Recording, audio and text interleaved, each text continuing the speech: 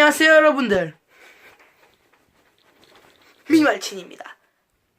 정말 너무너무 정말 많이 오랜만입니다. 제가 또 역사 강의를 한 지 벌써 15일이나 지났습니다. 15일 만에 찾아오게 된 이유는 시간도 없었고 좀 여유가 없었기 때문이라고 이해해 주시기 바랍니다. 오늘 배워볼 거는 저번에 뭘 배웠습니까? 그죠? 첫 번째로 원시에 대해서 배웠습니다. 원시 배우면서 뭘 들어갔느냐? 바로 역사 5분법에 대해서 들어갔고 해서 5개로 나눌 수 있었습니다. 첫 번째가 원시, 두 번째가 고대, 세 번째가 중세, 네 번째가 근대, 다섯 번째가 현대가 되겠죠. 근데 우리가 원시를 배웠으면 다음 거 뭐가 되겠습니까? 당연히 고대. 오늘은 고대에 대해서 배워볼 겁니다. 첫 번째로 뭘 배울 것이냐? 고대의 노예제 사회에 대해서 알아볼 거고, 두 번째는 과연 그 노예제, 그 생산수단의 독점과 그런 지배를 어디에서 정당성을 확보했느냐에 대해서 알아보도록 하겠습니다. 그럼 고싱! 그러면 우리 한번 복습을 해봅시다. 과연 우리가 저때 원시에 배웠었던 거를 여러분들이 기억하고 있을까? 그걸 한번 볼 텐데, 우리 원시 사회에서는 공산 사회였지 않습니까? 평등했지만, 아주 평등했고 공평한 그런 사회였지만, 한 명이 무언가를 가졌습니다. 뭘 가졌죠? 돌 조각을 가졌습니다. 돌 조각은 아주 물질적인 측면에서 보는 생산 수단이라고 할 수 있고, 이로 인해서 벼라는 생산물이 나왔고, 생산물이 훨씬 더 많아지게 되고 축적되게 되니까 자연스럽게 부를 얻게 되고, 부라는 그런 벼가 부지 않습니까? 부라는 물질적인 것이 아닌 부에서 뭐가 생겨났습니까? 바로 권력이 생겨났죠. 그러니까 돌조각이라는 생산 수단에 의해서 벼라는 생산물이 생겨나고 권력까지 생기게 되면서 더 이상의 평등한 사회는 깨져버렸다. 그래서 원시시대가 지나갔다라고 보시면 됩니다. 자, 이제 우리가 어디로 들어갔냐? 그죠? 고대로 들어가게 됩니다. 두 번째 고대 파트에서 뭘 배울 것이냐? 바로 노예제를 배울 건데, 노예제 다들 아시죠? 한 사람이 무언가 생산수단을 독점했고, 그 독점한 사람이 누군가를 노동자로 고용을 한다는 건데, 원시사회에서는 뭐가 없었어요. 공산사회이기 때문에 그냥 똑같이 했었는데, 고대시대가 되면서 피라미드 계층이 생겨나게 됩니다. 이렇게 나뉘게 되죠. 첫 번째는 왕. 이 사람이 생산수단을 독점을 한 거예요, 왕이. 근데, 조금 이따 말씀드릴게요. 왕이 독점을 했고, 그리고 여기에는 귀족, 여기에는 평민, 여기에는 노예, 이렇게 있었습니다. 지배 계층으로는 요거 두 개가 있어요. 얘들이 지배 계층. 그 다음에 피지배 계층. 지배를 당하는 거는 누구냐? 얘들이 이제 피지배 계층입니다. 요렇게 이제 피라미드 사회가 들어가게 되는데, 자, 그러면은 과연 고대 사회가 원시 사회랑 바뀐 게 뭐가 있을까요?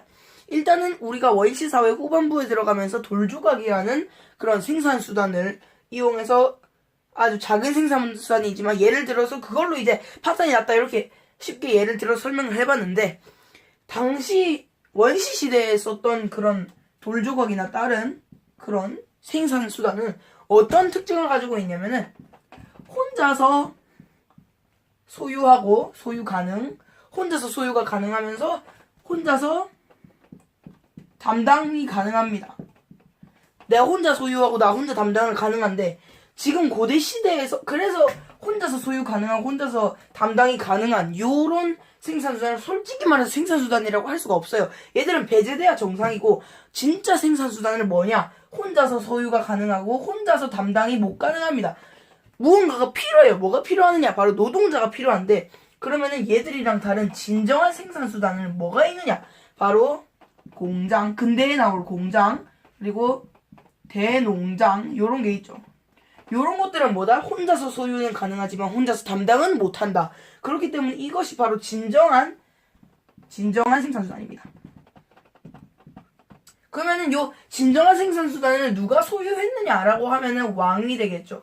왕이 요 진정한 생산수단인 대농장, 당시에는 공장이 없었으니까 요런 거, 영토나 토지를 얘들한테 다 줬습니다. 왕이나 귀족한테. 그리고 이 왕이나 귀족은 진정한 생산수단의 특징은 무언가를 필요로 합니다. 바로 노동력인데, 그래서 노동자로 노예를 들이게 된 거죠. 이해되시나요?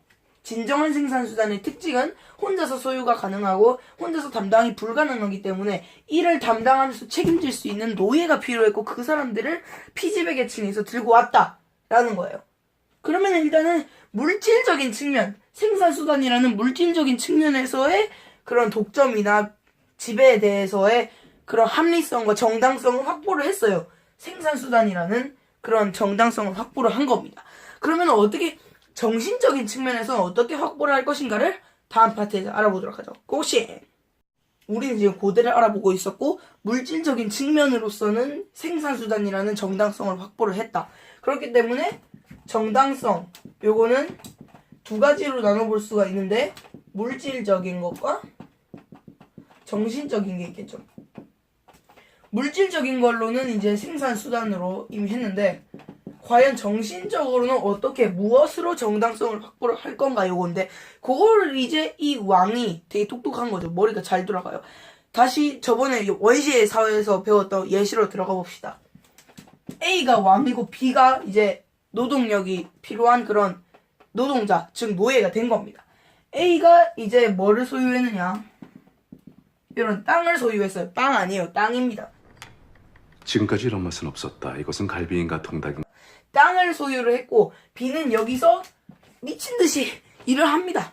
일을 해서 B는 가지고 있는 게 100%의 벼가 있고 이 100% 중에서 60%를 얘한테 주고 40%를 얘한테 줍니다. 이해됐어요? 얘는 일단 100% 얘가 다 일을 했는데 B가 일을 했는데 그 중에 60%는 A한테 줍니다. 그리고 A는 40%는 네가 가져라 이렇게 하면서 노동력의 대가로 지불을 하는 거죠. 그러면은 얘가 얘한테 주는 건 어디서 났어요? B가 100% 일한 거에서 났어요. 근데 B는 왜 얘에서 일을 해요? 생산수단이라는 물질적인 측면에서 A가 가지고 있는 그런 합리성, 정당성 때문에 어쩔 수 없이 일을 하게 된 겁니다. 그렇기 때문에 이거는 어떻게 됩니까? 생산수단의 소유자가 타인의 노동력을 필요로 함으로써 뭐가? 사회적인 관계를 왜곡시키다. 이게 지금 우리가 배울 거 끝입니다. 이렇게 보면은 뭔 말인지 아시겠어요? 생산수단의 소유자가 타인의 노동력을 필요함으로써 사회적 관계를 왜곡시킨다. 너무 어렵죠? 괜찮아요. 요거는 이해를 되게 쉽게 풀어드릴게요. 어떻게 이해를 하시면 되냐면은 생산수단이라는 토지를 얘가 A가 지금 소유를 하고 있지 않습니까? 생산수단은 이 생산수단 소유자인 A가 B라는 타인에게서 노동력을 필요로 하면서 100% 노동력을 시킵니다. 그런 이렇게 필요를 함으로써 원래는 얘가 100% 일했으면 다 가져야 되는 게 정상인데 얘한테 60을 주고 얘한테 40을 주는 이런 말도 안 되는 사회적 관계를 왜곡시킨다. 오케이, 이해되셨죠? 되게 쉬운 거예요. 이해하다 보면은. 그러면은 우리가 이렇게까지는 배웠으니까 과연 정신적인 측면에서는 어떻게 정당성을 확보를 했을까라는데 B는 이대로 안 되겠어. 나 지금 너무 당하는 게 많아. 왜냐? 내가 저때 A가 샤워하고 있었는데 몰래 슬쩍 훔쳐본 거예요. B가. 근데 보니까 B가 생각했던 만큼 그렇게 막 힘세고 이렇게 생각지 않아. 되게 비리비리한 겁니다. 비리비리한데 B는 이때까지 열심히 노동력 일을 하면서 몸이 되게 세졌어요. 그래서 A 그냥 한 주먹거리도 안 될 것 같은데 이러면서 그냥 A가 일을 시켜봤자 나는 뭐 쟤가 엄청 약한 애니까 난 가만히 있으란다 하면서 반항심이 생기고 일 안 하고 뭐 이렇게 막 속이고 이렇게 했던 거죠. A는 그거를 이제 B의 마음을 알고 있었습니다. 근데 A가 뭘 할 수가 없잖아. 그렇다고 내가 열심히 일해서 B보다 몸이 좋아질 수 없어. 왜냐? 난 생산수단을 소유를 하고 있고 자존심이라는 게 있잖아. 그래서 B한테 가가지고 소곤소곤 얘기합니다. 야, 이건 비밀인데 나 사실 신이다 라고 얘기를 하는 거예요. 나는 신이다, 나는 가시다, 이렇게 얘기를 한 겁니다. 그러니까 B가 깜짝 놀라서 신이었어, 안돼 나 이제 막대하면 안 되겠다 이렇게 얘기를 합니다. 생산수단의 소유자는 한 주먹거리도 안 되지만 신은 그렇지가 않았던 거지. 내가 얘를 건드리면은 이제부터 난 끝이겠구나라는 신에 대한 그런 절대적인 생각이 있었기 때문에 어쩔 수 없이 A를 섬기게 된 거예요. 신은 요청되겠죠. 그러면 소유자에 의해서 신은 요청되는데 신이 요청되고 이 사람에 의해서 신이 A, 즉 소유자의 마음대로 사용이 된다고 해서 신의 능력이 부재함을 알리는 게 아닙니다. 우리가 알고 가야 될 거는 A는 정당성을 어디서 확보했다? 신이라는 그런 우리가 믿는 종교에서 정신적인 정당성을 확보를 했습니다. 종교인데 누가 신입니까? 내가 신이야. 내가 신이야. 이렇게 해서 정당성을 확보를 했어요. 여기까지 마치면 이제 끝. 고대 시대 끝. 원시 시대 다 했고 우리 고대 시대도 다 했어요. 중세, 근대, 현대만 남았어. 근데 여러분들 제가 지금 말씀드리고 싶은 거는 앞으로 강의 한 5강 정도 남았습니다. 아니 어때서 지금 우리 원시 했고 고대 했고 그러면은 중세, 근대, 현대 3개잖아. 3개 남았네. 5강이 남았습니다. 5강이 정도 남은 이유를 설명드리자면은 근대 파트가 매우 길어요. 역사기 때문에 1차 세계대전 해야 되고 2차 세계대전 해야 되고 경제 대공황 해야 되고 냉전시대 해야 되고 엄청 많습니다. 그렇기 때문에 일단 3파트에 나눠서 할 거예요. 그러면 우리는 지금 고대 시대는 요거까지만 제대로 외우고 가시면 돼요. 이제는 여러분들 다짐을 하고 중세로 넘어가면 됩니다. 중세는 다음에 만나도록 할게요. 아마 중세 갈 때는 15일까지는 안 걸릴 겁니다. 일주일에 하나 2개 정도 올리려고 노력을 할 테니까 여러분들도 구독과 좋아요 한 번씩 꾹꾹꾹꾹 눌러주시기 바랍니다. 그럼